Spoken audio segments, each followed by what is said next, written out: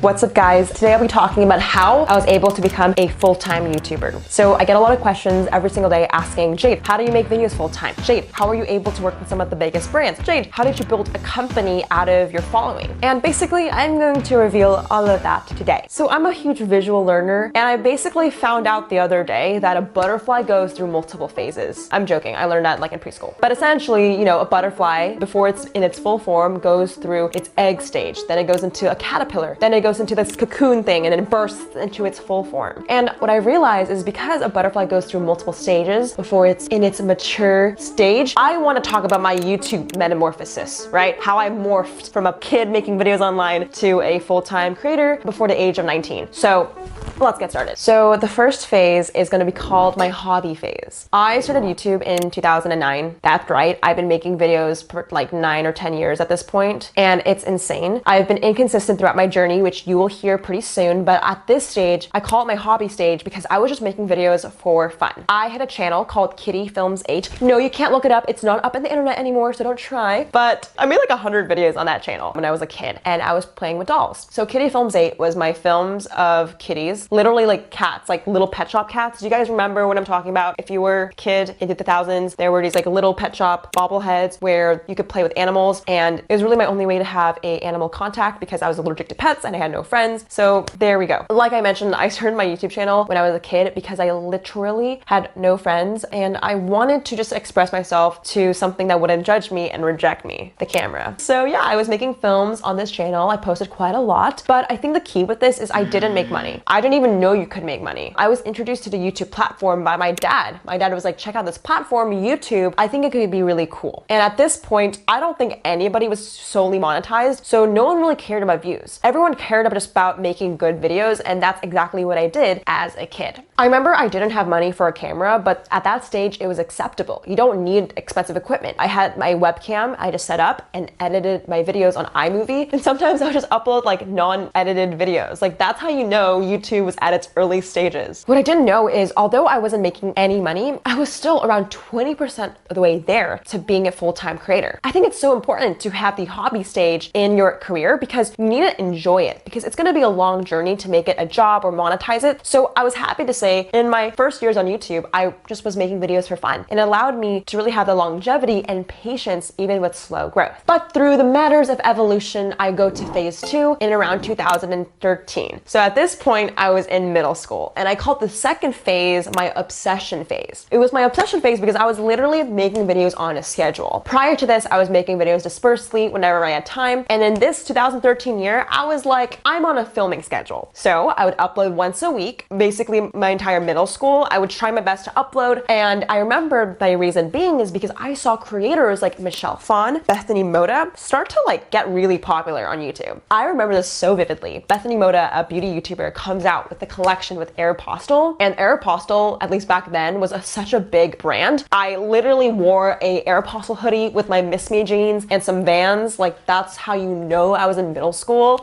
It was an iconic look, but you know, I remember a YouTuber comes out with a clothing line. What? That's the first example of how a social media influencer was able to create merchandise and monetize through her influence. And I think I saw that at like 12 or 13, and I was like, I need to be her. So I decided to make beauty videos. And at this time, I started a new channel called Jadalicious Joy. So I moved from Kitty Films 8 to Jadalicious Joy, which is actually this channel you're watching right now. All my old videos are on private, but I have a few reaction videos if you want to see it here. It's quite embarrassing. I remember at this stage, I wanted to invest in a camera. I think by this point of YouTube, people were editing and making it way more high production, and I felt really insecure about my webcam videos. So my dad gives me a Sony Nex 5. This is my first DSLR camera, and I learned more skills on iMovie. I'm pretty sure my videos were absolutely shit, but I did try to at least upgrade the quality because at this point in YouTube, you couldn't just upload a shit video. You needed to actually upload a video if you wanted to get views. And I think this goes into my third part, which is essentially like I didn't make money, but I knew I wanted to get views. And I think this is when I started to get obsessed with the numbers in a sense of not trying to please a crowd, but just trying to reach as many people because I just wanted to be the clone of Bethany Moda. So I remember when I was in middle school, I was super dedicated to make content. content, and I was basically like 40% there. Like what I didn't know is although I wasn't making money, I was still on the track record to monetize my brand. I really believe that it's important to go through like a phase like the hobby phase or the obsession phase because it allows you to just have the patience and pace yourself before you're monetized. So at this point, not making money, but I was okay with it. All right, so now we were caterpillars, it's time to blossom. Stage 3 is at my gaining traction stage. And if you're posting videos consistently for like 2 or 3 years, you're bound to have one video that gets views. So I was posting once a week, like I mentioned, and I remember switching from like beauty content to like business content because at this time I was like, I don't want to be Bethany Moda anymore. I want to be the Gary Vaynerchuk of the world. So I switched my interests. And it's something to say that it's totally okay to switch your niche based on your personal interest because you need to make content that's authentic to you. So I did. I made a video about how to grow on social media because I was obsessed with Instagram at the time. And that was my first video that literally got like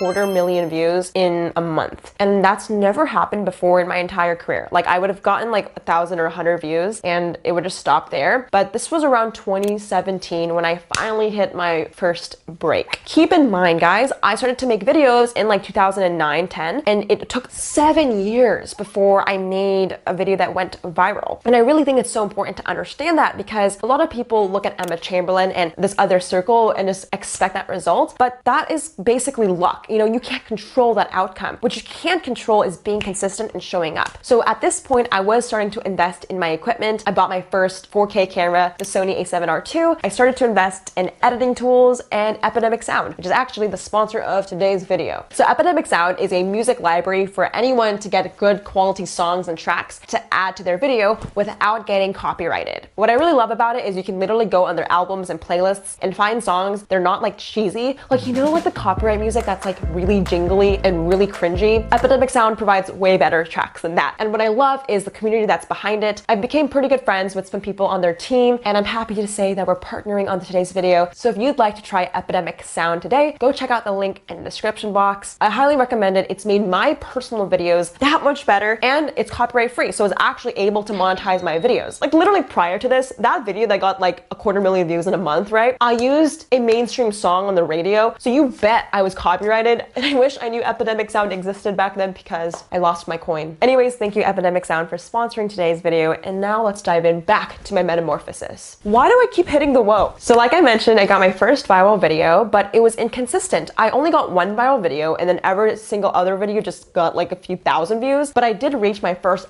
10,000 subscribers, which meant I was able to monetize. So YouTube or Google AdSense gave me a check every month based on the viewers I was getting. So if you guys want to guess how much money I made in my first check, it was a whopping $162, but I was so excited. Like I made my first $100 on YouTube, and I think from there, my channel really started to grow. This was not a dependable income at all, but I would have to say I was enjoying my time in combination with coaching calls, which I was offering to my audience, and merchandise I was offering also to my audience. I was able to make my first $1,000 on YouTube, and it was really amazing because I basically wanted to make money through YouTube and AdSense, but I also added a component which is called B2B or business to business, where I was selling my service to other businesses. So I knew I didn't want to depend on YouTube income alone. So I basically extended my portfolio to offer services to other companies and growing their social media. So at this point, I wasn't living on YouTube alone, but I was definitely able, in combination with other income streams, which you can watch over here if you want to know how I make money, I was able to monetize my brand and at least say I was making money through videos, which I was. This is literally where I want to scream at you guys because so many people don't make it to this next phase. Like so many people maybe get monetized on YouTube, but they're not able to make it into a living. Maybe you're someone who's gotten maybe one video that popped off, but ever since then it's been radio silence. Or maybe you're someone who has made money, but it's just not a dependable income for you to live off of. My, oh my, guys, I have something to tell you. You cannot give up. You guys are literally 60% on the way there to being monetized, and I would have to tell myself this. When I was 16, that's when I was really starting to gain traction, and at this point, I wasn't able to go full time. Like I was still going to school, but what I remembered is you have to keep pushing, because if you keep pushing long enough, you will reach stage 4, which was what I call going pro. So what happened was from 3 to 4, there's a huge difference. This is literally the make or break segment that literally most people give up upon because you don't realize how close you are until you look back. Essentially, this is what happened. I started to get views inconsistently. consistently. Some videos got like 1 million views, some videos got like 1,000. And this inconsistency isn't really able to be dependable, so I was starting to really find other ways to generate income. But what I did know is because I loved making videos so much, ever since I was a kid, I was passionate and determined to make it a full-time job. I ended up dropping out of school so I could focus. I know, shocker. But I didn't drop out of school with a lot of money. I'm pretty sure I had only like $1,000 in my bank account, and I moved to LA alone. Long story short, I probably should have thought it through, but I just said, fuck it, I'm going to dive into it full time. Every single month, I started to increase my income just a little bit, from $100 a month to 200, 500, then 1,000. By the age of 17, I think one of my peak income months was when I started to make 10K a month. And that was really freaking weird because I'm used to being dead broke. So I started to travel, invest in other people, like an editing team, and I started to really spend income as a business. So not just buying an apartment and a new car, but I used my money to reinvest into my business so I could create more content and reach more customers. When I was 17, I started to expand my consulting agency. So I started to consult bigger and bigger brands on their Instagram. I think at this point I was making a full-time income. I'm not gonna lie though, like some months I made absolutely $0 and others I made, over 10,000. So at that point it was still super inconsistent. I think at this point I was making money full-time and I was living and paying rent on my own at the age of 17. And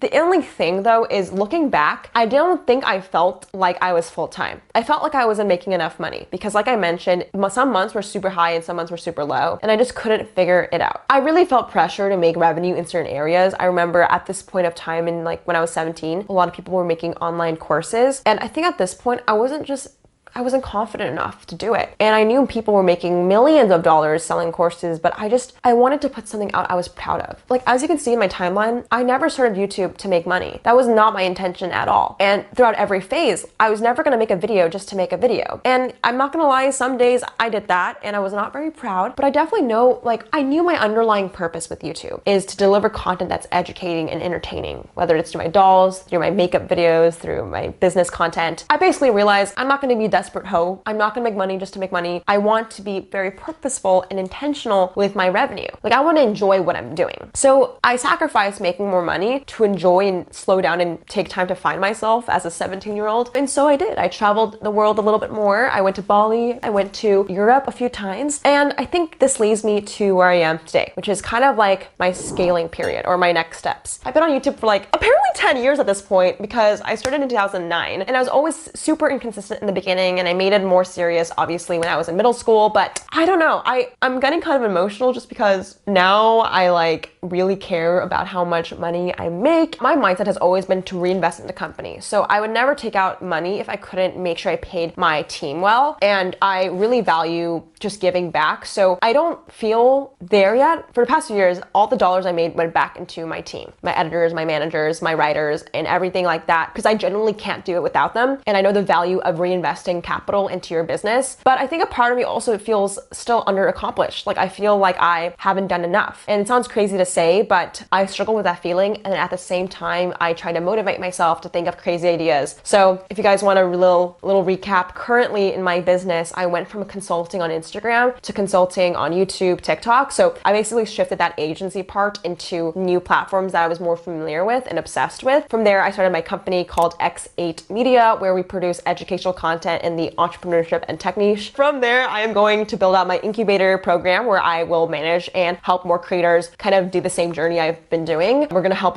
fund creators to get them to a full-time income as well. And I'm at the early stages of this, and I announced this in my recent video, but even now till this day, although I have this big vision and huge plan for X8 Media, I still struggle with it and I still feel like I'm not enough. Like even though I'm full-time, I'm not fully happy with my content and my success. And I'm trying to stop doing that because what I've realized is you're never gonna be happy. Everyone thinks once I make enough income, once I hit this amount of subscribers, I'll be happy, but it doesn't exist. And it's so frustrating because I wish it did. I remember as a kid, I just wanted to make great videos. And then I did that. And then when I was older, I started to want to make it full time. And then I did that. And now I'm at the place where I need to accept myself. And I have to make no excuses for being happy with myself. And it's really hard in a way, and I know it sounds pretty privileged and conceited to say like, oh my God, I still am not enough. I'm very thankful for everything I've had, but I also feel like I have a long way to go. And I'm still struggling with that. I guess the point of this video is you're not that far off. There were so many points where I wanted to quit. And if I had told myself, maybe you're not making money now, but you're halfway there because you need to go through those steps.